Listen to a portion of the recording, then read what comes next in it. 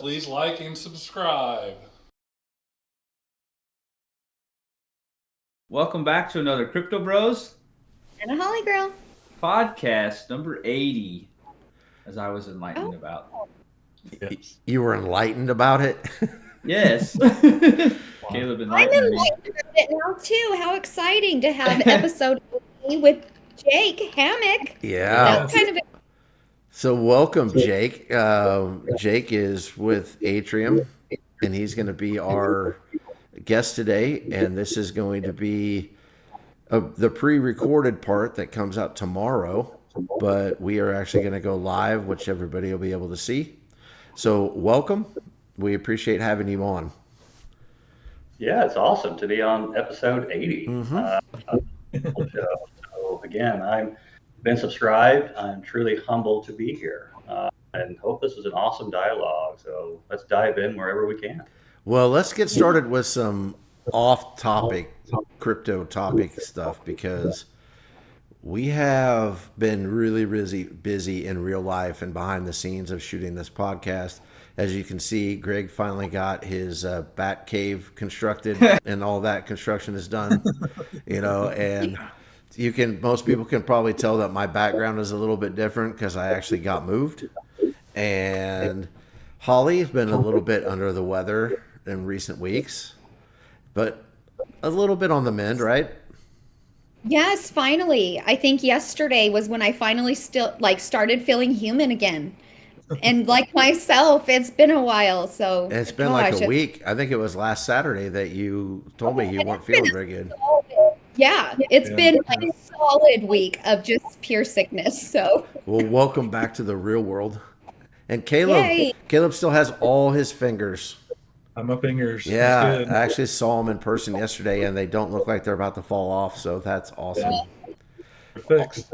Also, for those people that don't know, we actually have a poker league that goes on, and yesterday was week 8, and week 8 and week 10, because of just the luck of the draw, are double points weeks, and somebody on this podcast won.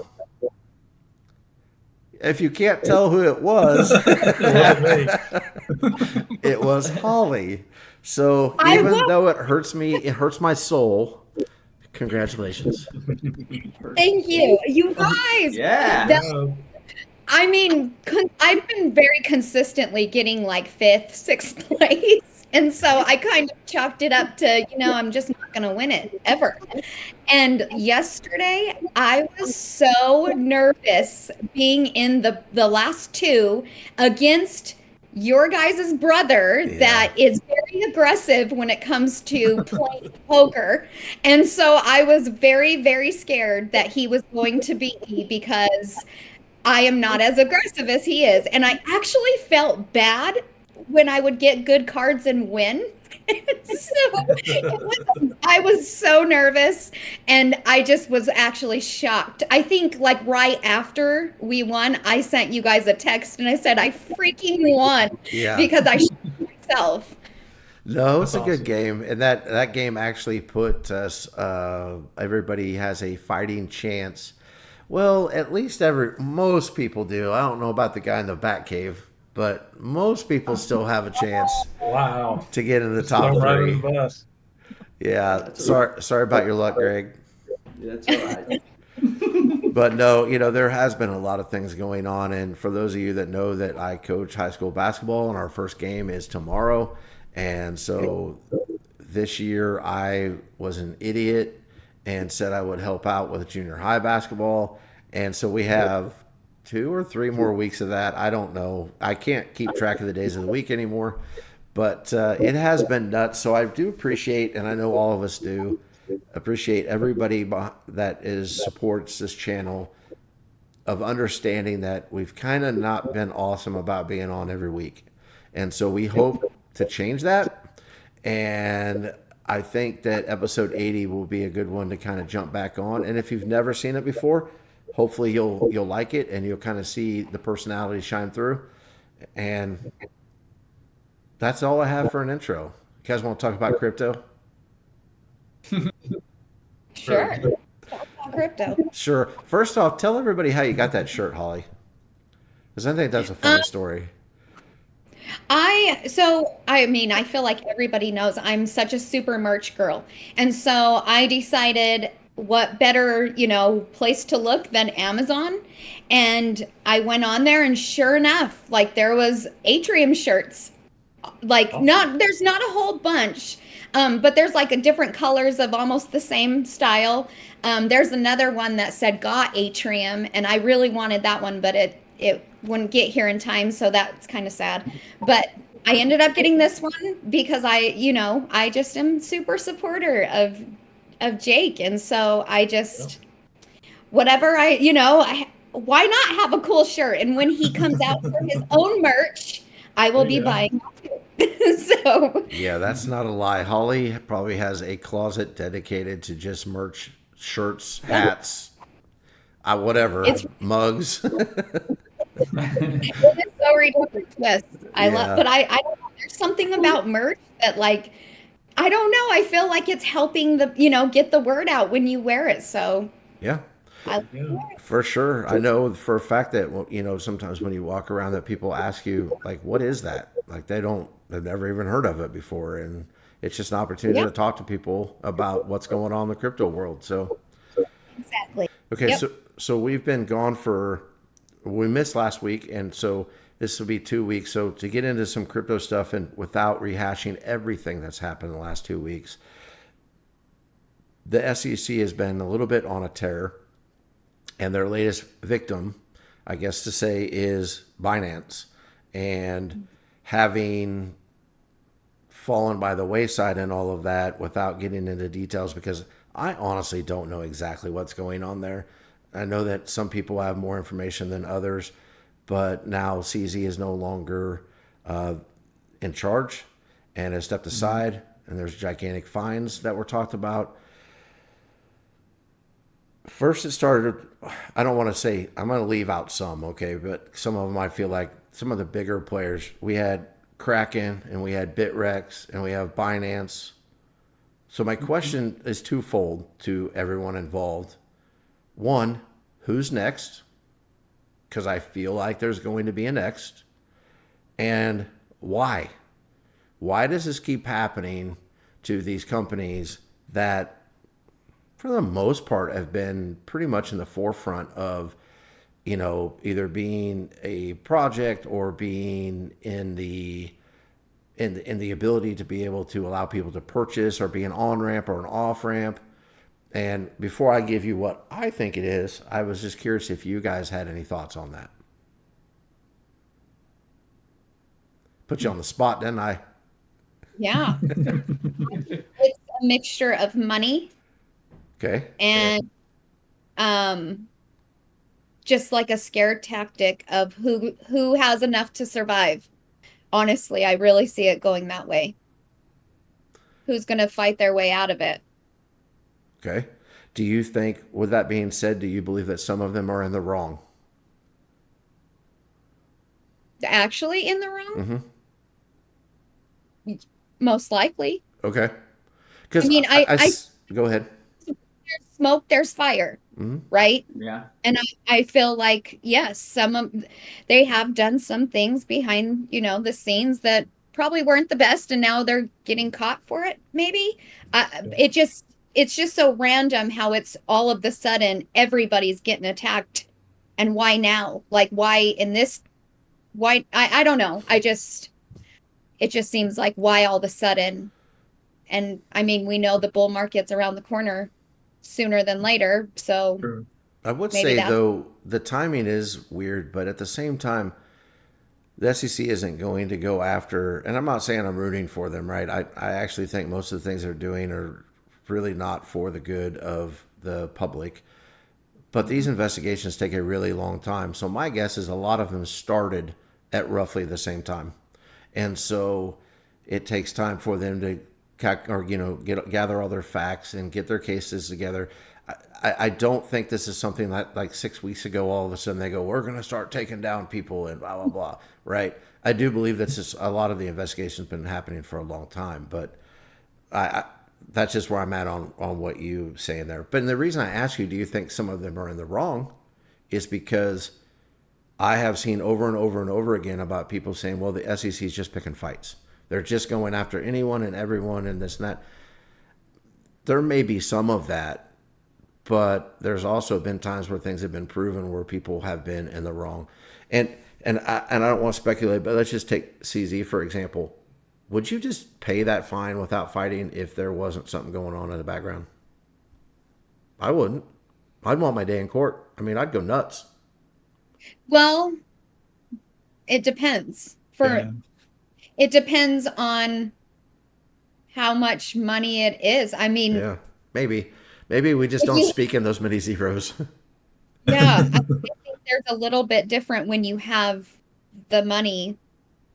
And then, because then you're like, if you do fight it, you're taking up your time as well, time and money, whereas you could just pay it and be done with it. And I feel like CZ's just kind of like, according to his tweets or his Yeah, posts, whatever we call him, he's just kind of chilling, right? Like, yeah, that's true.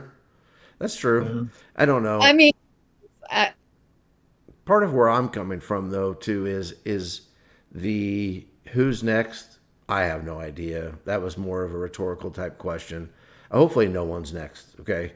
I yeah, don't. I never want this to come off as we're rooting for someone to go down. That's not where we're at. That's not who we are. But I think the why, if there is bad things going on behind the scenes, criminal things going on behind the scenes, it's just an extension of the culture, and I believe that's greed. I think greed is a very, very powerful thing, and when you put whether it be money or power or whatever on that pedestal, you will do some really unethical things to achieve whatever that greed wants you to get. So I don't know. hate that. A lot I of us have been in this. I wouldn't, No, if I had money, like I wouldn't let greed take over. And I'd hope I wouldn't. that's one of the many reasons. If there was a list, Holly, I think why the four of us are really good friends because we're all built like that. Like we're not about the greed. Enough, Yeah, enough is enough. But for some people, it's Mhm. not. Sometimes for people, it's never going to be enough. So I yeah. I just know for the ones that have been in this space for a really long time, even the ones that maybe have been, like for Caleb, Greg, and I, we haven't been in the space for that long, but we've been trading cryptocurrencies for a long time. And Right. every time something like this happens, it kind of feels like somebody's slapping us in the face. And I'm kind of tired of it and I want it to go away. But I do believe we can have witch hunts and do these sort of things, but we're also looking at an extension of what our culture is when it comes to greed. So I just wanted to throw that out there. I know some of that's a little bit old news, but in the meantime, with that on that segment, so Watcher Guru came out and said that BUSD is not going to be a thing in December, supported by Binance. So it's going to be delisted. So that ought to be But interesting. did they say why? No, I haven't been able to see why. I haven't been able to see a date. Um, I'm hoping that that's fairly factual. And the only reason I put that out there is most of the things that they come out with actually do come to light most of the time. I will tell you that I have heard from behind the scenes, and I won't name names, that some of these reward tokens are changing their reward from BUSD to USDT. And I'm going to guess that means there's something to this. So keep your eyes open. Go ahead, Jake. Yeah, yeah. I mean, especially even recently with the SEC. There was a few attorneys. I don't know if you saw this, Josh, Caleb, or Greg. Referencing stable coins now being under scrutiny, whether or not you're onshore or offshore. And Tether has the primary focus of several attorneys working at the CFTC and the SEC at the moment, which they're headquartered in BVI, in their area. And then, to your previous question too, who's next? It's really a slippery slope here. When you have like Coinbase, the largest exchange operating, they deliberately reached out to the SEC. And you know what happened? They sued them, Mm-hmm. right? And you're trying to put your best foot forward in operating with either AML or KYC, KYB, onboarding, off-ramp controls. banking institution controls. So I would not be surprised if there are USDT or offshore stable fiat onboarding or exchange services that are integrated into either token or NFT projects that are already under the scope currently. Not necessarily under the securities, I would say, wheelhouse, but more of the money laundering fraud wheelhouse. This is what I pretty much seen when they took down Binance, or at least delisted, the USDT pegged to BSC. So that's just where my gut's at. But what is inevitable is change. Mm-hmm. That is inevitable. There are too many ventures right now that are innovating and optimizing with existing financial relationships. I mean, Chase Bank, for example, take them. Even Coinbase's new network protocol base that has direct integrations with financial institutions. It's too late to stop the wave that's already in place right now. It's just a matter of, where's the dust going to settle at? Yeah, and at some point it will, and we don't know when or how, but I'm with you 100%.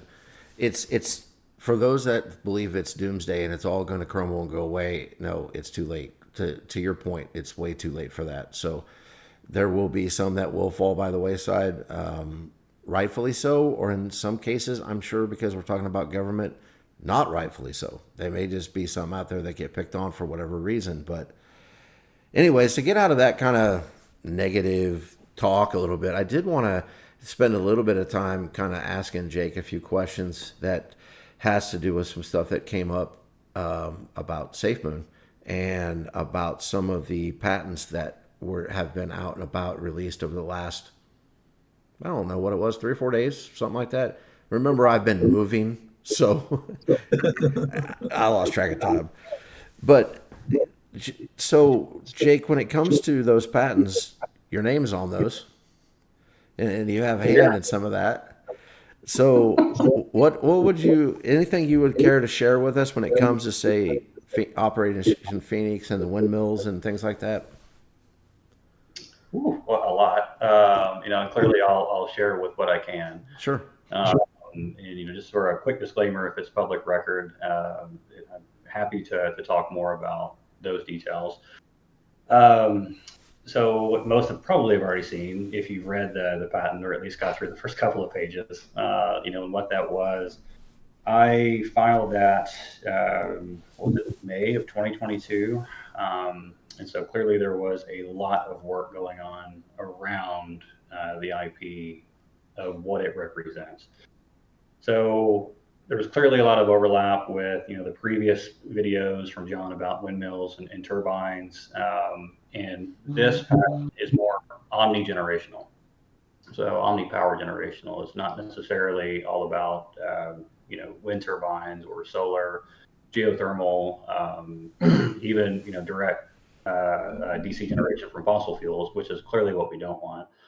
But even hydrogen, so it's omni-power generational, and as a byproduct of integrating a tokenomic supply, and not only can you provide a way to stabilize liquidity functions on a highly elastic network, so think pure utility. I wouldn't necessarily think pure, buying an ICO token or buying a token and throttling price, but if you have utility assets that are backing your tradable token or transactable token, you absolutely can escape what I would call entropy of hyperinflationary or deflationary economies. And that's, for me personally, what I look at when there's any Web3 venture. When will it hit entropy? Because everyone's buying, and there's not a predetermined set supply. It's only a matter of time before everyone's going to sell when it hits this certain, candlelight mark, and then it all collapses to nothing, right? So I look at that. How can that be preventable to a degree if you have tangible assets such as power?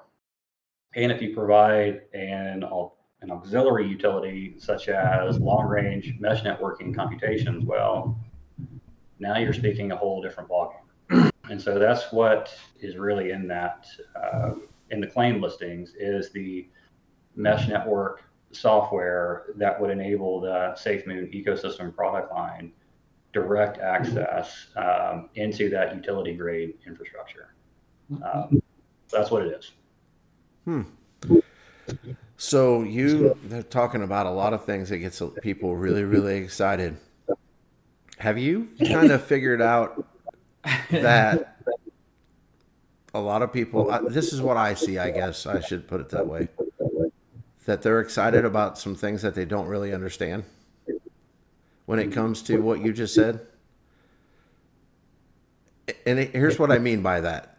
So we're talking about these turbines and energy and how that is going to equate to um, these to the tokenomics of things. But I think people hear wind turbines and all they think is I'm gonna be rich, but they don't really understand exactly what that means, right? Do you get questions about that from very often from people? Not surprisingly, no. I mean, I've been more behind the scenes Okay. in development for a long time, but now that I'm a bit more open in my experience, my tenure at SafeMoon, development, R&D, product delivery and lines, I can see that clearly. I mean, I'm watching it, I see it. And for the record, the term infrastructure does not equate to everyone being a millionaire overnight. So Yes, no, it that's does, not Jake. Yes, it does. Son of a. exit stage, right? Yeah. So it's anytime most people should hear the term infrastructure or enterprise utility, they absolutely should think long term. These are not quick projects. If you're talking about a grid tie-in, for example, and kilovoltage line transmissions, just the contracting phase of that alone can last upwards of 9 months. In terms of PERPA contracts, which is your renewable energy contracting line in the U.S., or power purchase agreements in the U.S., so that the local substation operator agrees that you have a grid tie-in. And I'm not saying that's what we're doing, but when you hear utility, enterprise, infrastructure, large-scale tokenomic integration within various Web3 routers, this is a long-term endeavor, and that's one of the primary reasons I came here. Into the SafeMoon core team when John asked me to come aboard, knowing that it was going to be quite a while. And the first phase of that clearly is to protect our intellectual property, and then various prototyping operations that were occurring in the back end. So this takes time.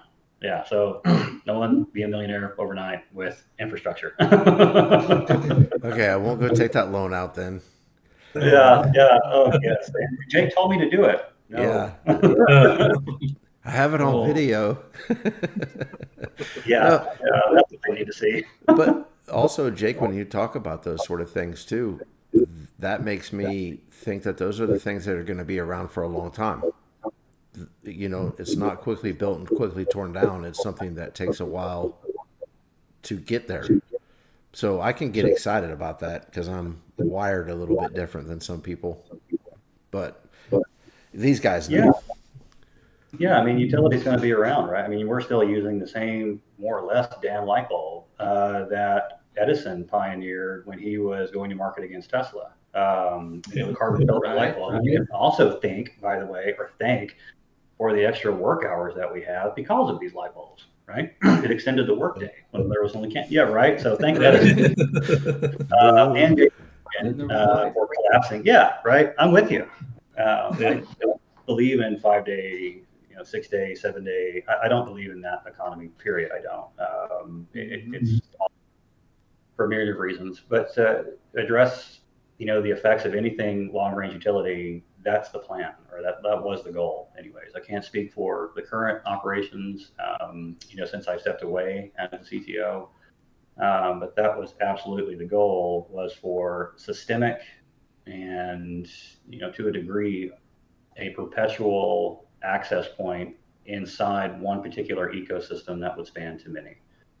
So that is relatable, in terms of power and water and light bulbs and stuff, but even using Wi-Fi right now, the core 802.11 protocols haven't even been really improved outside of a few subnets that have been created for well over a decade. We're still using basic Wi-Fi. Mm-hmm. They have a big, AES and WPA2 and all these encryption keys, and that's awesome. But it's that type of thinking that will be around in a systemic manner. So yeah, you're right. When you hear utility, long term, both Yeah. in development and being around for a while. Yeah. Yep, I can see that, and I think that Greg wants to be your best friend now with all those terms that you just used. Yeah. I'll Swing. take note. I'm available. I'm generally working. There you go. It's a good thing you guys aren't neighbors. We might lose Greg. No, so just for a little bit of If you're all building in a garage, like that's the fun days right there. You get some, tool and die kits, a CNC machine, and you just go for it. Start building antennas, and that's why I became a ham radio operator. Believe it or not, was to get into RF engineering. It was super cool. So, Greg, if you're into that stuff, man, radio astronomy, I love that. Oh, yeah. So, man, talk to me. Oh, yeah. Yeah, Greg's into. If he had the funds, he actually would have built a Pat cave like is sitting behind him, I think. So I tried to put a Wi-Fi mesh in Drexel, the small town of Drexel, a long time ago, just so I could have internet connection to my house across town at my in-laws. So I just tinkering. Did it work? No, I never got that far. I didn't buy everything I needed. I just quit trying. But I honestly feel like a lot of your ideas, Greg, get stopped because of funds. No, the wife. Well, but that's funds. Well, yeah, the funds, yeah. She was like, you're really just doing that so you can have internet over there just because? I was like, yeah, off my network so I could see all my network files and local computers and yeah. Yeah, but that's cool to you. It's just not cool to her. No, she never sees it my way. Oh, I got you. Well, guys, as we talked about earlier in the podcast, we are getting ready to go live. So I think this would probably be a good point to kind of shut things down on the recording and fire things up, take a quick breather, and then we'll get into all things Atrium. So a few moments later. Okay, so guys, thanks for tuning in. And we want to introduce Jake, our guest, Jake Hammock with Atrium. Jake, thank you for coming on and being our guinea pig and coming on live with us. Yeah, of course. This is an awesome invite, and I just want to give a huge shout out, truly, for the team, everyone listening that'll watch it. This is really special, to dive into episode 80, right? I mean, This is the 80th time. So I also just want to say, Holly, the shirt, yes, loving it. Huge fan. I'm just so grateful to be here. Thank you, Holly, for the awesome support that you're giving. So I have like a little funny story real quick before we get into this about how it came about that Jake is on our YouTube today. I got a random message from him that said, Holly, I think that I've been talking to somebody that's not you. So I'm sorry if I said something and I was like, oh yeah, that's not me. He was actually talking to a account that is impersonating me. I've tried to get it taken down. And so I just think that was like the perfect little thing that happened.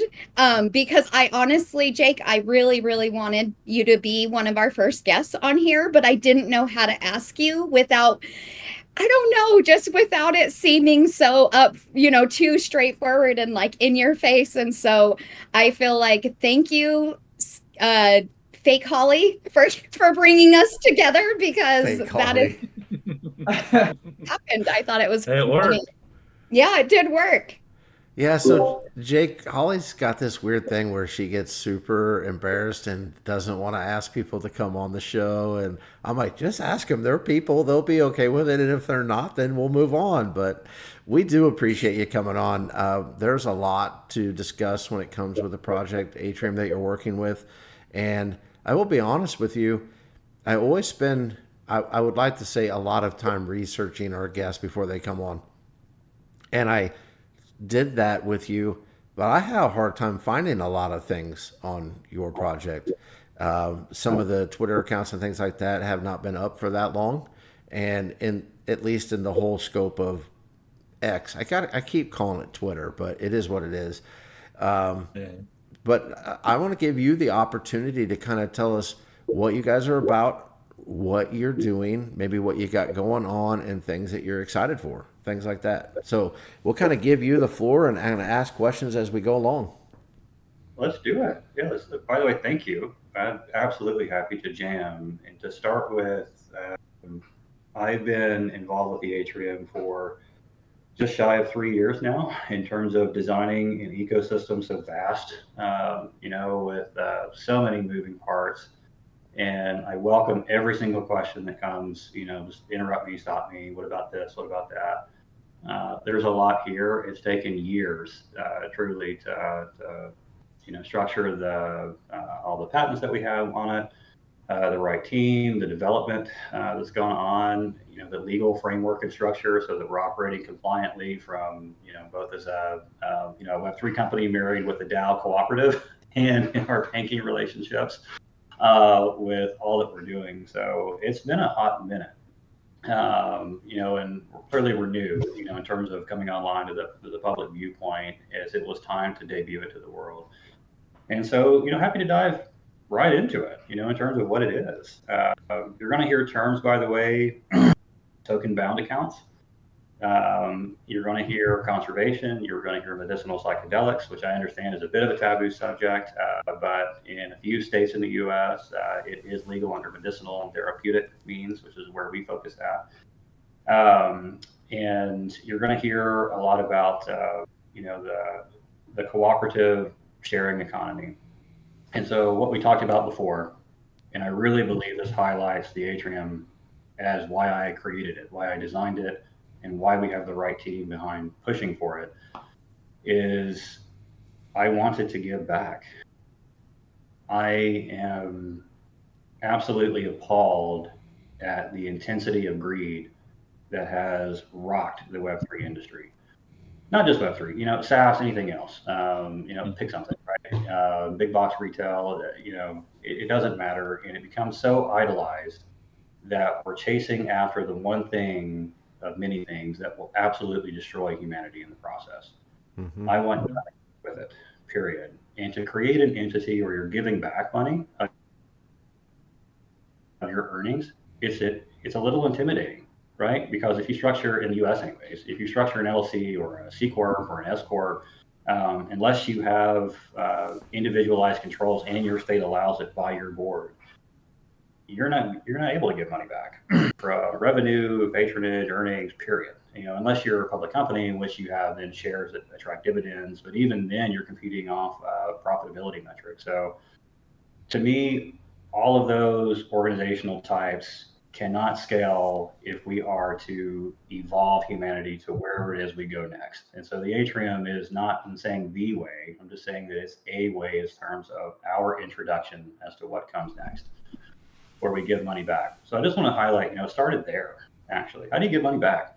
How do you do that? From your earnings, from your revenue, and you're not operating as a security.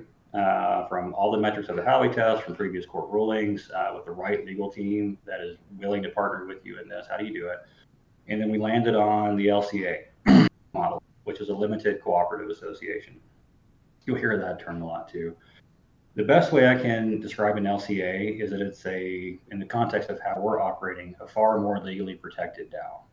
So we're allowed to give earnings back in the form of patronage dividends. And the way that we've introduced that revenue recycling of patronage is through our token-bound memberships, into the ecosystem itself.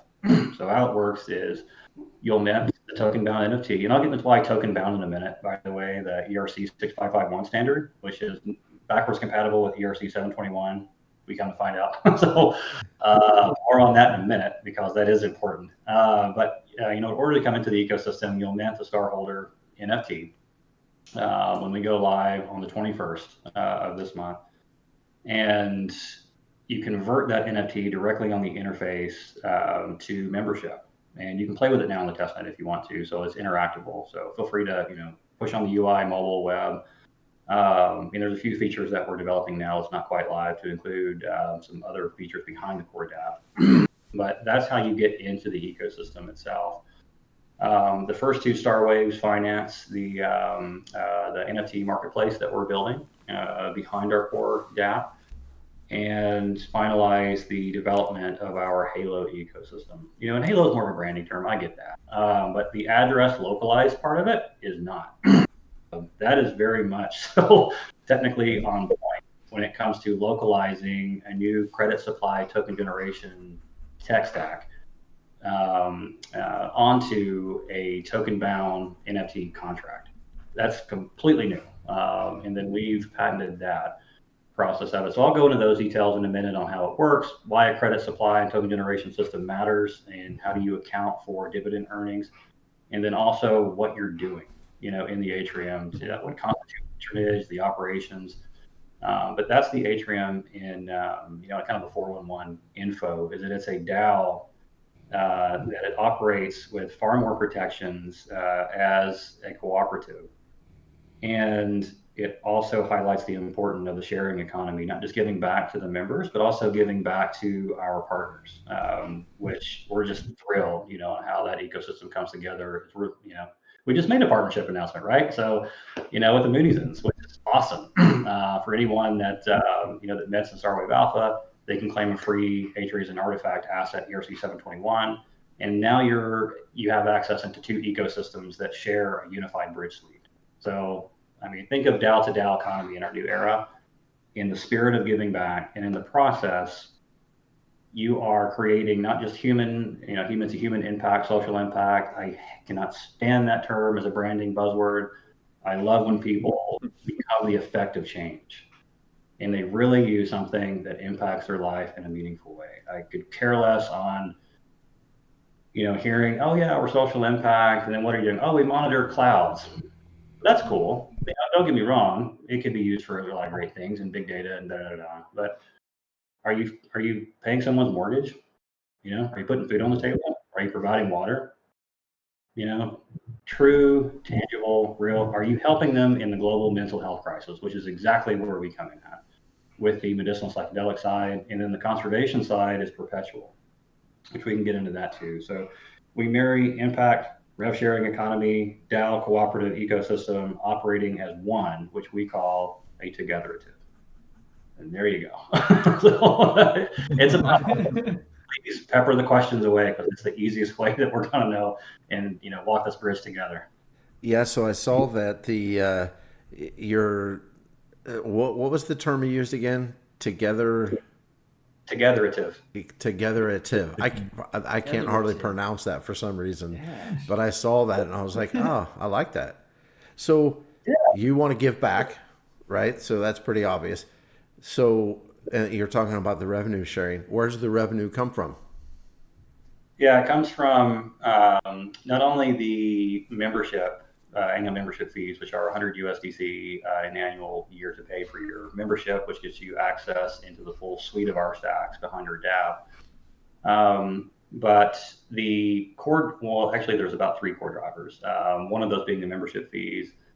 The other one is the psychedelic medicinal fund that we will be structuring very, very soon. And that fund will be co-located with where we are in Denver, where the cooperative is.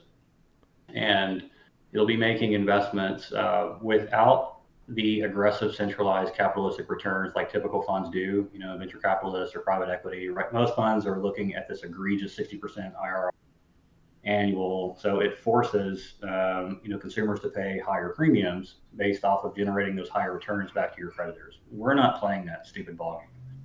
We don't believe in it at all. We want to see even our investments go into medicinal psychedelic therapeutic cooperatives, to include manufacturers, to include service centers, distributors, lab testing environments, but only in legal regulatory frameworks, such as in Oregon with Measure 109, which is psilocybin heavy, and then in Colorado with Proposition 122 that goes live in less than a month from now, where psilocybin will become legal in licensed environments. So the money's coming from those returns to our membership, who contribute to an activity of patronage in the Atrium's ecosystem.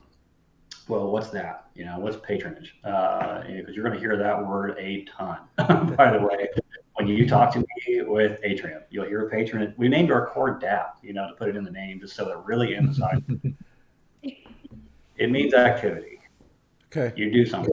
You're actioning something, right? You need to be a part of our ecosystem, so you have to do something, to support it, and that includes an incentive loop. It's actually a dual incentive loop that we baked in conservation primarily, but it also means paying your membership fees, voting, being a part of the DAO economy, which we're pretty much heavy on Discord, and where we'll be launching at. So I'll get into that in a minute because I know it's a ton of information there on conservation and what constitutes as patronage, but the money is coming back from that medicinal psychedelic fund on those returns. They are being recycled into our togetherative revenue garden.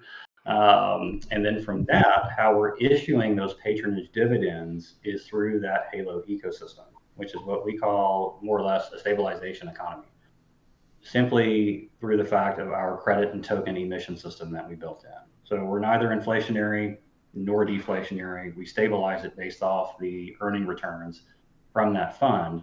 And from that fund itself, when declared by our board of stewards, we can then issue a patronage dividend in the form of our essentially our token bound account that is absolutely parallel to our stable coin, our internal stable, which is pegged to USDC. So that's where the money's coming from. And there's one more, by the way. A portion of earnings coming in from Starwave 1 through Omega, because we have 6 Starwaves we're operating with. When I say Starwave, it's a release window. It's a predetermined volume supply, so no different than that. It's just a branding term, And Starwaves 1 and 2, they finance the organization itself. We give a whole myriad of benefits back to those people. You can read on the website why, and let's go into some of those details because it is important. And Starwave 1 through Omega, those release windows, that revenue is split in 4 primary buckets, technically 5, but 4 big ones. The psychedelic fund, which goes 25% of the revenue, 25% goes to the Atrium and gross earnings, top line. 25%, I think you'll like this one, we're giving back. Really? So, yeah, right. And why not truly action the spirit of what we represent by also giving back a portion of our direct revenue to you? So if you buy Starwave 1 through Omega, 25% of that purchase price goes back to you over the course of that year through our Starlight credit and Earthlight token stabilization system, which is redeemable for USDC to your token bound account. We're giving that money back. And then the last 25% is split into 2 buckets. Because I know everyone loves math here, but 6.75% of that is going to the land acquisition fund. So we have a planned conservation land trust, which is a subsidiary to the Atrium, and we'll be buying land across the entire U.S. based off of where our members believe we should start taking land back from those that are causing it the most harm. So, timber companies would be one of them. To a degree, some mining operations are, but we plan on buying it back and deeding that land. It may not just be rural, by the way. It could be, suburban areas too, and it also could be residential, not just corporate. So we'll be making land purchases that'll be deeded to the sister foundation to the Atrium. And because we tidally locked that system, the Atrium cannot go away based off how we've set it up legally. Using Colorado's cooperative statute, our membership agreements, our bylaws, and then the foundation itself, which is tidally locked to the cooperative. So it's a pretty unique setup there. That's the land acquisition fund. But 8.25%, in that 25% share, that last part, that'll be used to accumulate a program-related investment fund, a PRI fund. And in that particular program, we'll be making investments directly into environmental deep tech, to include water generation, alternative power generation, many off-grid applications in permaculture, sustainable agriculture means, but real technology that is aimed to better people's lives and the earth. And returns from those investments will also be used to prop up the asset pool with the psychedelic medicinal fund. So we actually have 3 primary capital programs that are backing the Together to Revenue Garden, for our membership. So that land and the agriculture buckets, are those going to tie together? Oh yeah. Okay. So I mean, it only makes sense to me. That's why I was thinking, you put so much into the land acquisition and then so much into the other sides of it. If you already have the land, then to use, one of the things you talked about was agriculture. To put those together, then it could be really self-sustaining at some level. that's the absolute plan. Yes, to be recycling in a systemic nature Yes. because Mhm. it's run out. Right. We're not inflationary, Yeah. so we have no interest in launching an infinite amount of memberships and talking about NFTs. That's not our mantra. Is to provide the upfront capital provided into these at minimum 3 programs, but there's also a few more, so that by the time the Star Wave's in, we're buying ourselves time as a community in a DAO co-op so that we become self-sustainable, especially with our partnership ecosystems that we're also onboarding now. So there's another big win there too. We can talk about in a minute, but you absolutely got it. We need to marry them up and create a systemic loop. And they can even play nice with the psychedelic fund, right? What in Colorado, for example, if we needed to manufacture psilocybin on one of these land plots in a licensed approach, so that was approved by the state, or Oregon for that matter, and there was a true mental health tie-in, right, to the land that we already have in terms of its use. So all kinds of little operations. Yeah. So also on that same wavelength, then I don't know what your overhead is when it comes to things behind the scenes that people don't think about. But at some level, if as this grows, I'm guessing the goal, excuse me, the goal would be that could take care of all of your overhead in itself, and then there would be more. You wouldn't be dependent, I guess, on people buying the NFTs just to be able to keep things rolling, which is what we see in a lot of projects, and unfortunately is why they end up failing sometimes, because they run out of people that will either want to buy or they run out of things to sell. So You got it. So that's entropy, like right there. That's entropy. As soon as you have an economy, like unless you change that economy mid-flight, you're reliant on something completely unpredictable. If you have an infinite supply, and to a degree, that's kind of like the U.S. dollar. Not to go down that taboo subject right now, right? but you're not wrong.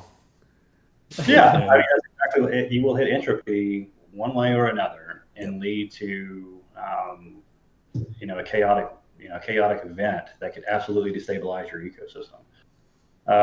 So we're not relying on that's the goal, anyways. Yeah, in short, is that the other programs would prop up the cooperative to include our partnership programs, and the patronage, the actioning activity from our members playing a part in this is paramount, because in the Atrium, it's one member, one vote, period. This is not about a preferred share, cash out. You have a founder that has all these shares in a company and they liquidate when they next raise and everyone gets a haircut and people make out with hundreds of millions of dollars. This is not that venture. Okay. And nor is it the venture, which I think you would all love, where you make $1 million overnight. That is not us. So we're in it for the long haul. Yeah. Yeah, you got it. So I guess my follow-up question to that would be then too. So it's $100 US dollars for the NFT to kind of get involved. Is that correct? No, so the NFTs are a bit higher premium Okay. than your typical 21, like on secondary markets such as OpenSea or Magic Eden. But we're pretty much in line with market rates in terms of what we'll be doing and giving back. So Starwave Alpha, and they're all set with different prices, by the way. So you buy in early, it's a cheaper rate, no surprise. Yeah, in your early adopter. So Starwave Alpha at 750 USDC. And you not only do you get a range of benefits we can talk about in a minute there that truly have conservation impact, but also dividend impact. But you also get a free Atrium artifact valued at 250 USDC, which is an ERC 721 NFT directly from our platform integrated with the Moody's platform.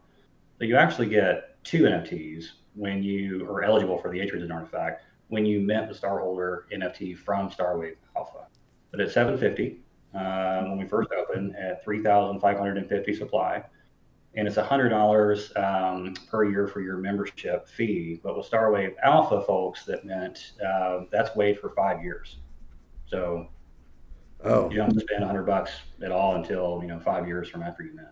Well, with that math, then if you get 5 years for free and you get a free $250 NFT, then it's free. You got it. Okay. Logic. So let me ask you a question that people ask me: can a guy buy more than one NFT? Yes. Okay. Terms, you can buy up to 5. Okay. Which is, we want more people to actually play a part of this. I think it's important with the way you've got that set up. If you had a guy that wanted to buy 2,500 of them, then it loses its uniqueness, I guess. You got it. Now, if you're going to ask me if I can enforce that, this is where Web3 in a way can come back against me, where we hope that no one is going to create 1,000 burner wallets that start minting all the time.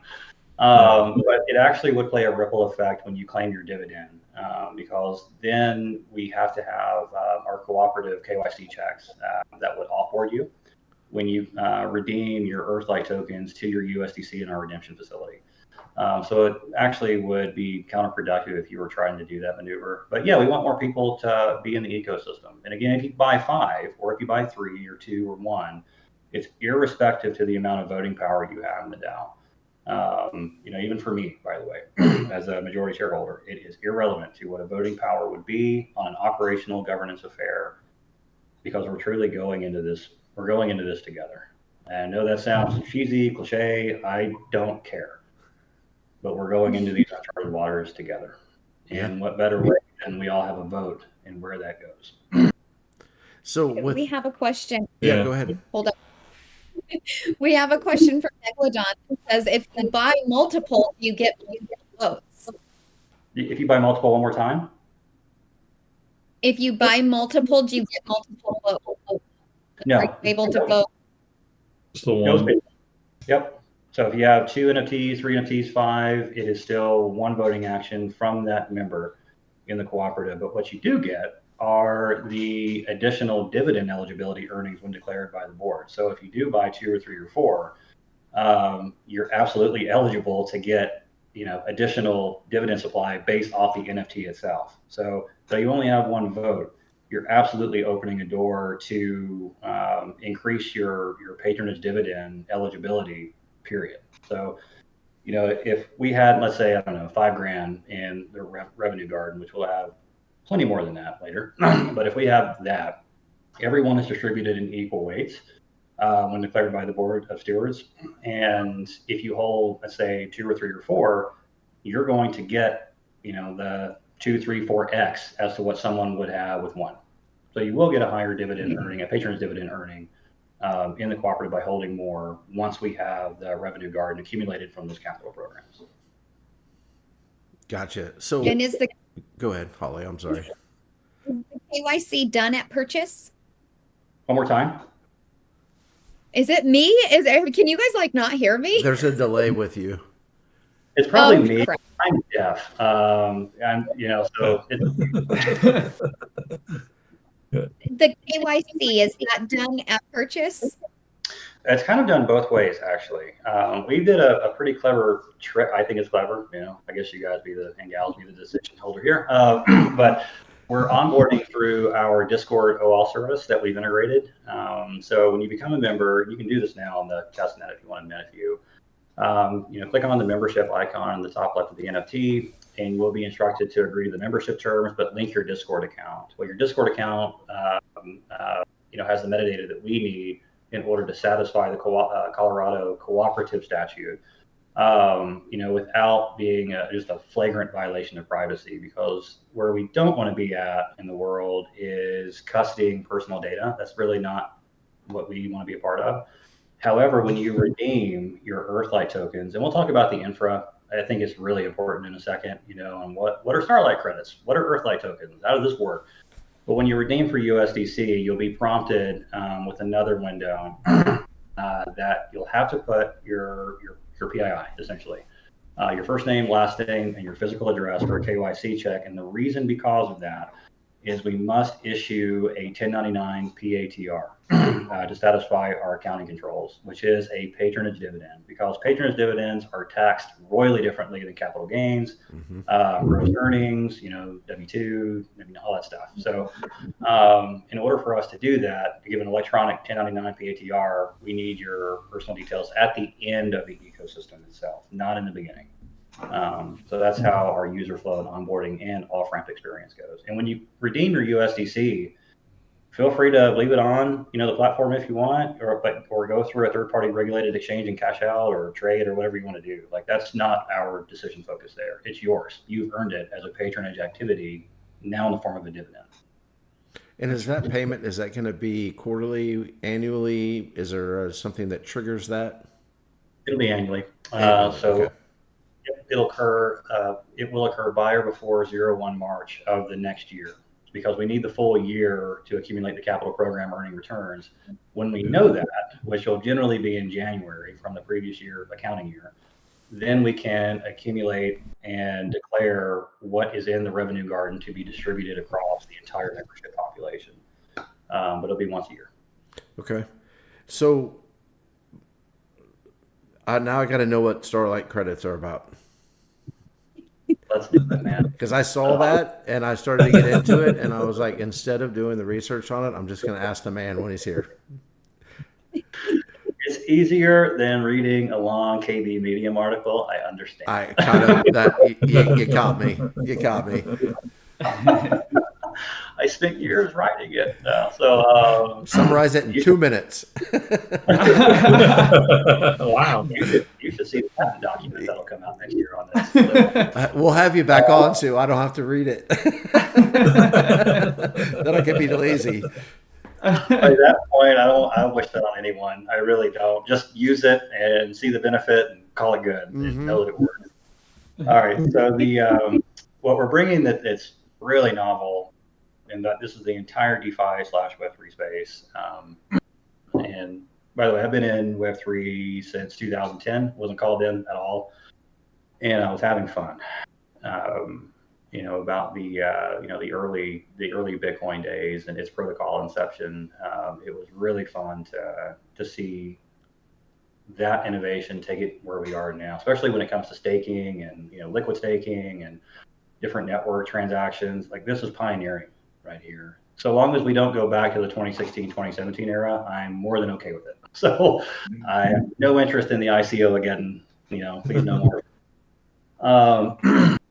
So what we've done is we have figured out a path on how to account for those dividends that are going back per year without it screwing up chain operations and without it screwing up any smart contract that is interacting with a distributed ledger tech, chain.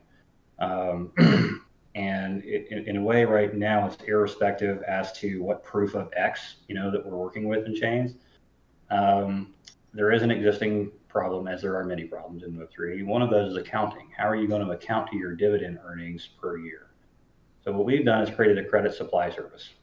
When you hear Starlight credits, that is a credit that will become valued in the next year, but it holds zero value the current year, none. Credits are virtually worthless until they accumulate or they hold a value. So they will be valued when we know what is in that figurative revenue garden from those capital programs. So when we know that amount and the board declares, yep, this is the total patronage dividend supply that's going to be split out this way, great. Then those credits will be valued. So post-valuing in a way, or post-actualization is what we're doing. We value the credits directly on our DApp. When we value them, those credits will emit a USDC wrapper in the form of an ERC20 stable, which we're calling Earthlight token. So one Starlight credit will be issued at 1 per day that's prorated to the admission date of membership. So, if you join on January 1st, you get 365 a year. If you join on January 2nd, 364, unless it's a leap year, so on and so forth, right? When the credits are valued, going into the next year, they will emit a USDC wrapper that is pegged to USDC based off of your earnings assigned to your token bound account. And I think that's important to know here that we're using an ERC 6551 token, not necessarily a 721. Not that there's anything wrong with that, but in our infra, it works so much better when NFTs act as a wallet. Because our Earthlight tokens, which are valued 1-to-1 to USDC, are assigned to that wallet, to that account, to that NFT in one go. And now when you get the Earthlight tokens, at least for now, you'll have two choices to make. One, you can either cash out, you can redeem for USDC on our redemption facility, because we have the USDC that is assigned to your token bound account based off your patronage earnings. So you can cash out right there, take it off, our platform, go to a third party exchange, cash out or trade or whatever. Or you can purchase the ACE NFTs that'll be on our platform at a 1.5% discount. And the ACE NFT marketplace is paramount for essentially what the Atrium is and what it will offer. And that's some real world, again, another real world conservation program that will ignite. And we can talk about that in just a minute too, because it's very important. But that's what the Halo ecosystem is. So again, yeah, the heliospheric spot branding, but the address localized component of the infra, it is assigned to the token bound account. It's real. So it's a credit token emission system. The previous year's credits, they will dissolve. Essentially from the user experience, they'll just terminate completely, and the cycle continues to the next year. So the previous year's Starlight credits will be valued. Our USDC garden, our Together to Revenue garden, will emit that wrapper. You have it then assigned to your account. You do with it what you want. You can even just leave it custody to your NFT if you want to and resell it for a higher value, which you can do that on secondary markets. That's what I was going to ask you. That was my follow-up question to that. Okay. Yep. You absolutely can sell it because there's backwards compatibility with ERC 721. So if you wanted to, if you wanted to list it on OpenSea or Magic Eden, go for it. Really go for it. Mm-hmm. And you assign that value of what it would be. We just would require that the new purchaser that would buy that Starholder NFT, they manually have to opt into membership so that we can account for them based off the Colorado cooperative statute laws. So that's the Halo ecosystem. And then the process recycles and it continues indefinitely. Yeah, I was going to say, it never stops. That's the plan. So I do have a question going a little bit backwards that I wanted to ask you. We were talking about votes earlier. Do you vote on everything? Like everything. What land you're going to purchase, things like that, or what were the votes? What would somebody that's holding be voting on? It'll primarily be land acquisition, the partnerships that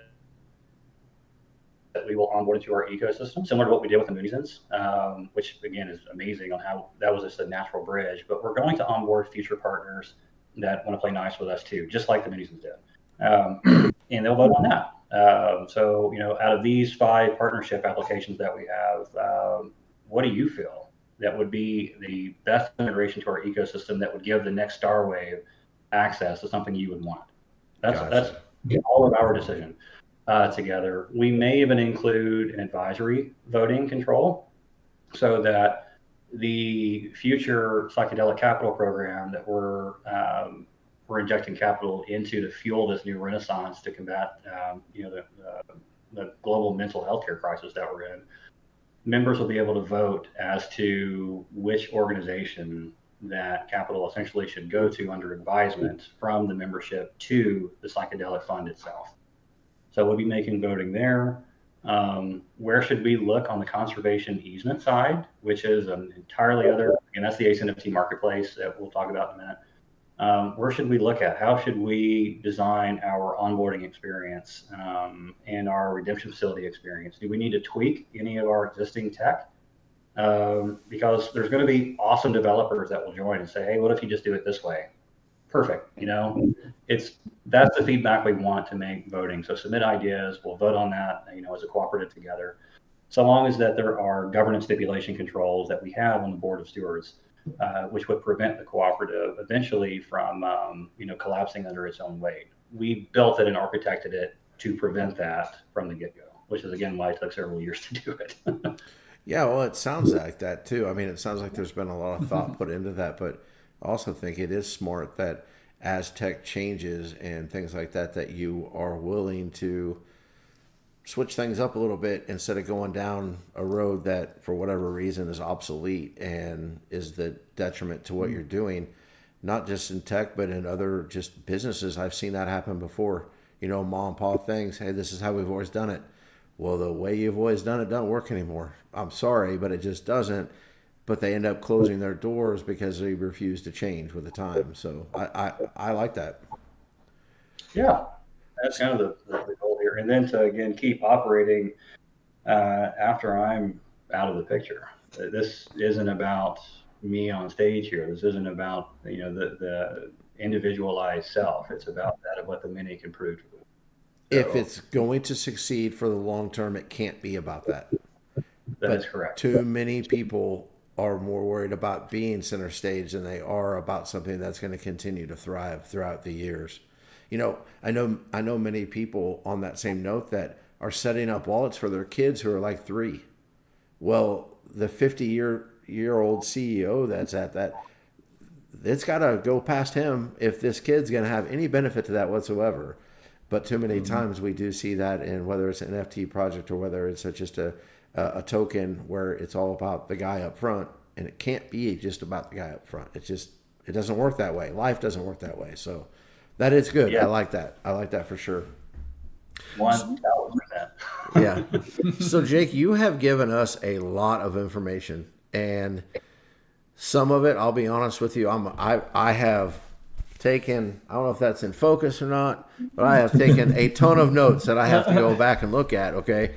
So is there anything else that, I know that you've said a couple of times that, we'll get to this or we'll go back to that. Anything else that you want to explain about Atrium? This is your time, because my brain, I'll be honest with you, is kind of like almost absorbed, I think, what it can. And I have to go back and research it at some point. So the questions that I may ask may not be near as intelligent, if any of them have been intelligent from this point on.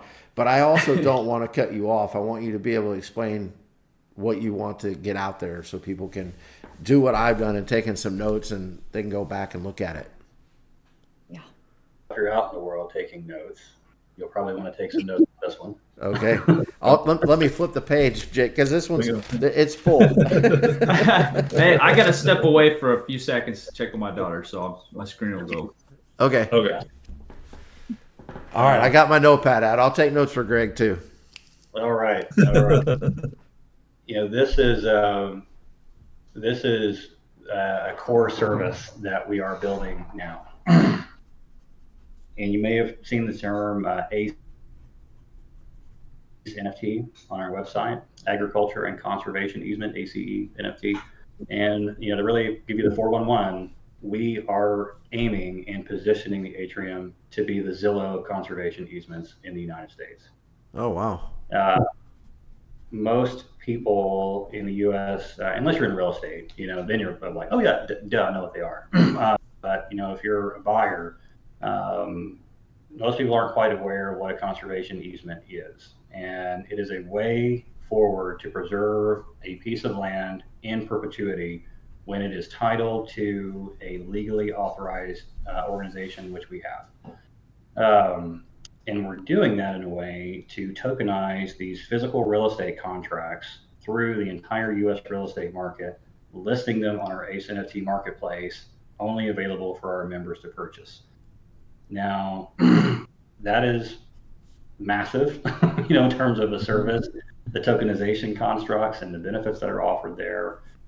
And I'm happy to answer questions about why conservation easements, where did this come out from? But what I absolutely don't want to miss is that when a member buys a conservation easement, and that's really what's plagued why no one has done this yet, in my humble opinion and perspective, conservation easements aren't quite incentivized to give you anything in return, so why buy them? Yeah, you're doing something good for the world, but what's in it for me? Nothing. Maybe you're not going to get a financial gain unless you are donating them, and then you're involved in syndicated scams, and people are inflating their parcel value and trying to get a higher tax deduction to offset their AGI. So if that doesn't work your brain, by the way, you're welcome. No, actually, I won't get into it, but from stuff that I've been dealing with, I am right there with you on all of that. So, so we baked in an incentive loop to make it matter. If a member were to buy an ACE NFT on our marketplace behind our Spaced app, the star holder, patronage access and conservation extension core, decentralized app we have. If you buy an ACE NFT as a member, you become a member Nova holder for that year. It's an elevated membership class that will give you a higher dividend amount of patronage when declared then again by the board. So all of the cash, when it's set aside, from the capital return programs that I mentioned, the medicinal psychedelic fund, the percentages of even the membership annual fees that are going into that too, to be given back out, because we're sharing that too. And the PRI fund from the foundation that's making environmental deep tech investments. Those returns are propagating, again, that revenue garden back up, that together to revenue garden. Well, when declared and patronage is assigned, that's split up evenly across the entire membership, barring the member Nova holder status. And then you will get a higher patronage dividend in relation to the value of the ACE NFT you purchased.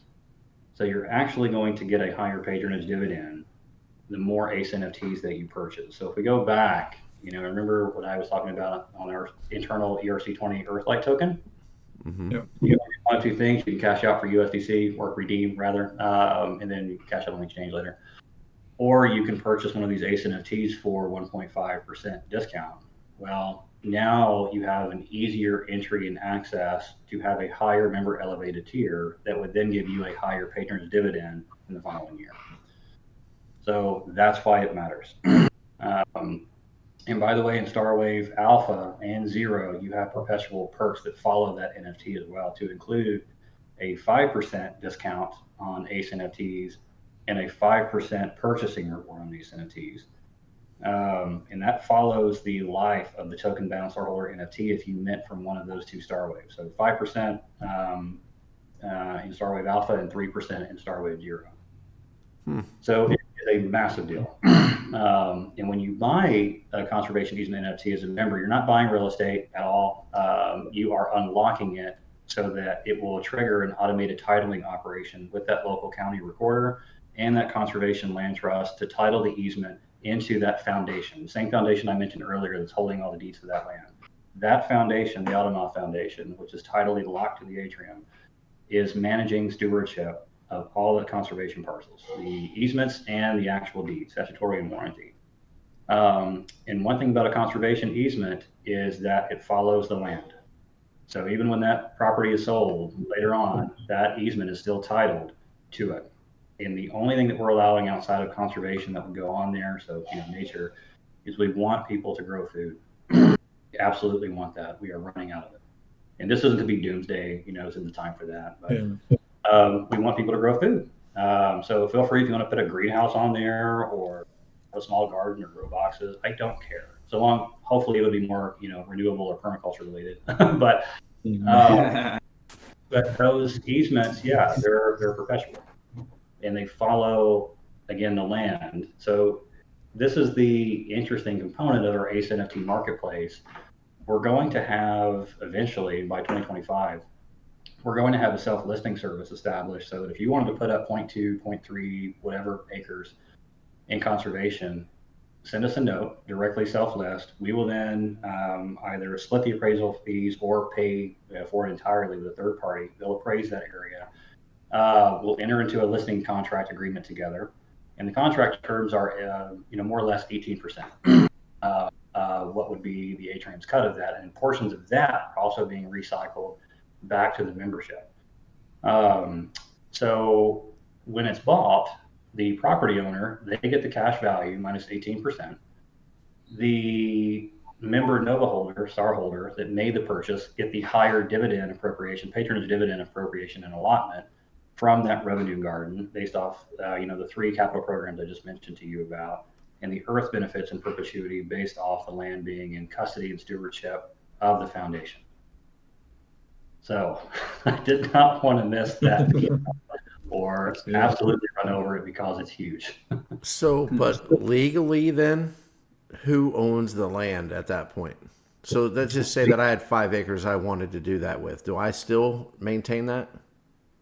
Okay. You are still a landowner. There's no deeds being transferred over to that. You are still the landowner.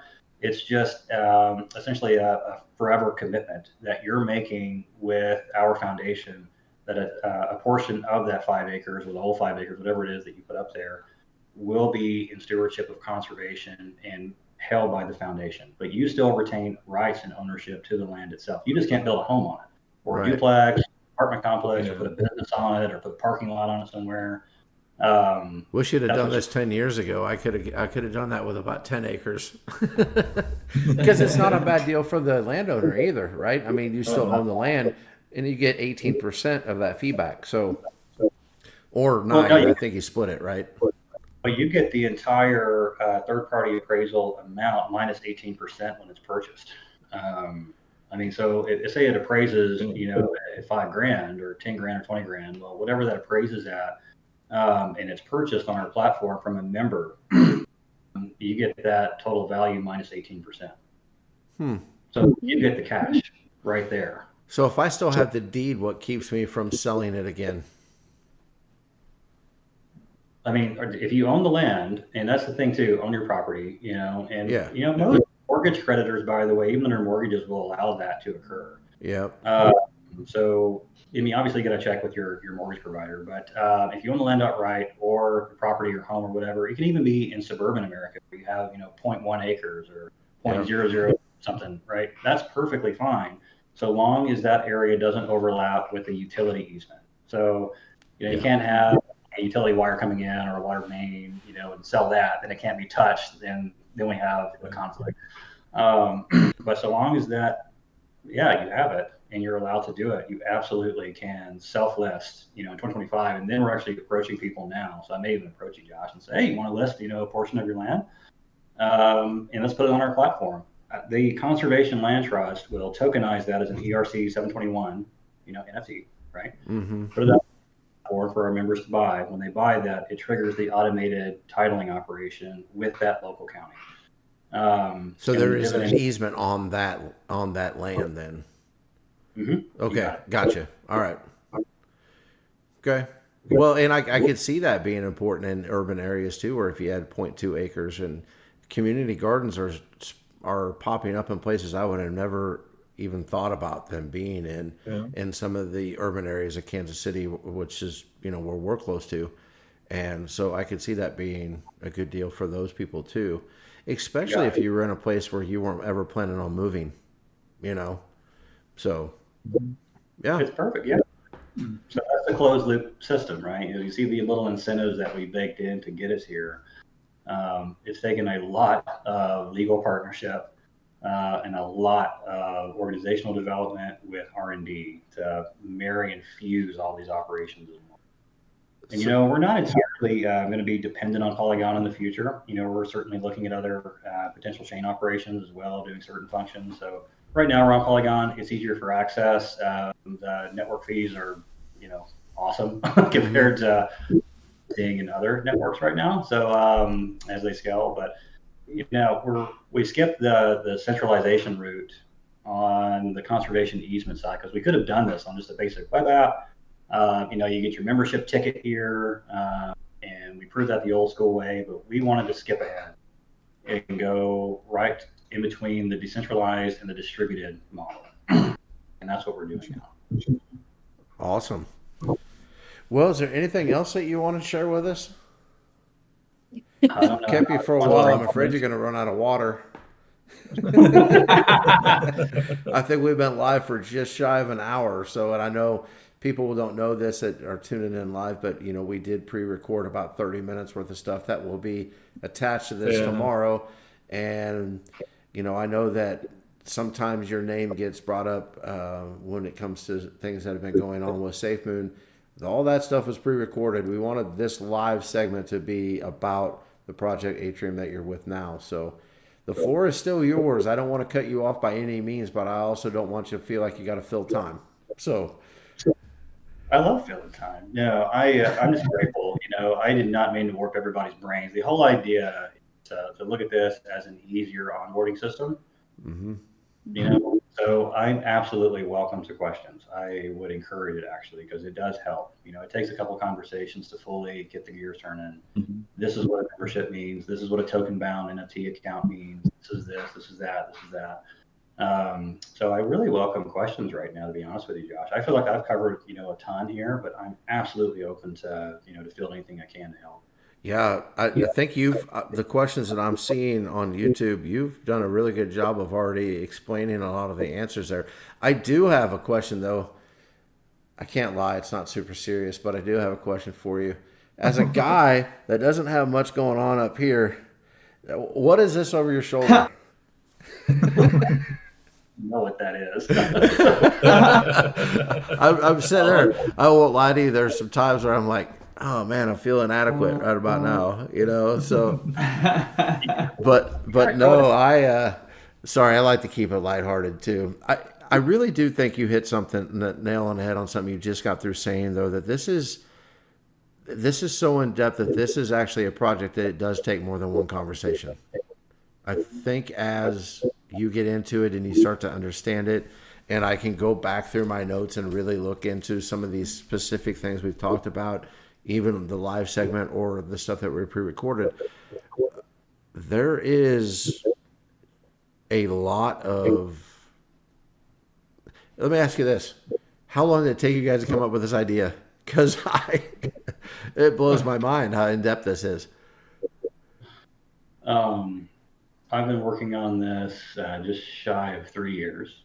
Okay. And along the way, what's absolutely most important is the right people that would want to come on board and help and be a part of it. Because no one can go alone on this one. This isn't your typical have a basic web app and do your best or do a hyperinflationary token line. This is not that that simplistic, nor is it that easy on development.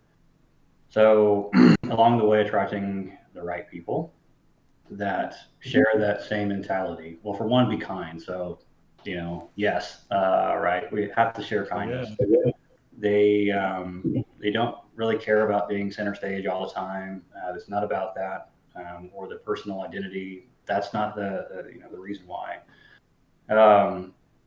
And this is a system that will outlive those that created it. That was fully my plan. I do not plan to be the CEO of the Atrium for more than 5 years. Really, I want to turn that back into a membership vote in itself. Who do you want to lead the ship in the next iterations of this? I'll stay on board obviously for a while, and I want to give back and help. But fresh eyes, that's really the only way you're going to become creative and keep building, keep being radical. Build something new that absolutely helps people in our environment. And it's not just a branding icon. You're building it, either fabricating with CNC machines to do something and mechanical hardware engineering, or true legit software integrations that absolutely have a financial impact to do those other things. So it's taken just shy of 3 years. I prototyped the model already on a first iteration of this, as I wanted to see more of the operations in a multi-stakeholder cooperative, so like a producer and consumer cooperative working together. Prototyped it, and the model worked. And then from there, it was just a matter of transitioning that model now into the right stack that would allow it to excel in that perpetual life cycle. And then clearly, here's where we are now. So it has taken years. Real estate, lots of long nights and moonlighting, lots of diagrams I can show you in bucks. Again, wait till you see the whole ACE NFT thing. If you really want your brain to work too, and then read that patent app when it gets approved. And I will at some point. I don't know that I will do that tonight. Something's gonna have to like melt away first. But so behind the scenes, how many people do you have working with you? We have around 8 dedicated people that are absolutely on board. That includes engineers, QA, project management, our legal advisor, our technical advisor. We have about 8 people right now that have fully jumped in on this vision, and we're clearly looking for more. That really want to be a part of this. So this is it's a long-term endeavor. It is. So we have a small team right now. It's crappy, but when we do clearly scale, a Star Wave Alpha and Zero completing, then we're going to start hiring to fill the rest of the entities in their formation, to include the land trust, because that'll need a managing director and some staff. Clearly, the Psychedelic Fund will need that, headquartered in Colorado, and then the Automa Foundation will need to structure its board of trustees. So, small team, but we're going to grow. Yeah. Well, is there anybody out there you want to give a shout out to behind the scenes before they are upset with you tomorrow when they see this, or if they're watching right now? I know sometimes those people want to remain anonymous, and that's cool, but I always try to like prod people in the right direction so they don't get in trouble when they sign off. That's actually good, by the way. How long did it take you to figure that one out? Any episode? I really want to give a shout out to you all for allowing me to be here and share this story. Well, I didn't mean us. I know. Anyways, it's called being kind. But you are welcome. You are welcome. But my team, my partners, that have been involved in this endeavor, they're truly thankful for you allowing me to come on here and share more about the Atrium, what it is, what it means, what it represents. I know the operations are a little dry when you really talk about it in this lovely monotone voice. I know, I get it. Not to this nerd. What it will do. So my team, I truly want to say thank you to them for trusting me to lead and steward this ship in its inception to where it will go. Clearly, the Moody'sons, to give a massive shout out for trusting the Atrium, and in our first partnership, that team came together.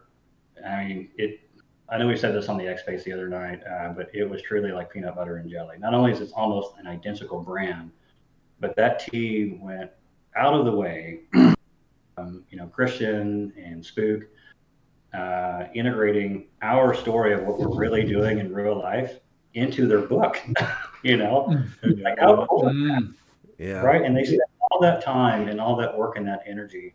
And so to really say thank you to Morgan, Lee, Spook, Christian, Nick, Nick, really thank you for trusting us here. And that's a really cool integration we're doing too on the contract automations. When you claim the partner asset directly from our Starholder NFT UI, that's a contract-to-contract automation call that'll then populate that Atries and Artifact NFT right on your profile on our side. So there is a lot of dev that went into that, to make two ecosystems marry together. Now, fortunately, we're on the same network, so it wasn't a pain in the butt. But right. It was still. So I want to give a shout out to them, and my team, and of course you, everyone that's listening. I know most people know, my background in terms of associated with SafeMoon. And if you're listening from that beloved community, I'm also extremely humbled. It's a wonderful, wonderful community out there. And I just want to say thank you. I think that's well said. I think that's a good place to stop. And I would ask one favor, that someday, maybe after this thing gets off the ground a little bit more, you come back on and we talk about some of the successes that you've had in this space, because I'm pretty sure you're going to do just fine. I think you'll be all right. So, but I do want to say thanks for coming on. We do appreciate it. We're just four people that happen to become like family that are really into this space. We are very humbled every time we get good guests on here and people that actually want to come on and say hi. And I'm sure the people that have been following you will enjoy this. And just thank you. Thanks for being real. Part of what we do here is what doesn't get recorded, and those conversations go a long ways. And that's when I feel like sometimes I really get to know somebody, and I appreciate you coming on and letting us get to know you. So I appreciate it, guys. Thanks for tuning in to this first live endeavor, and we'll definitely try to do it again for sure. So everybody stay safe and God bless. Be kind.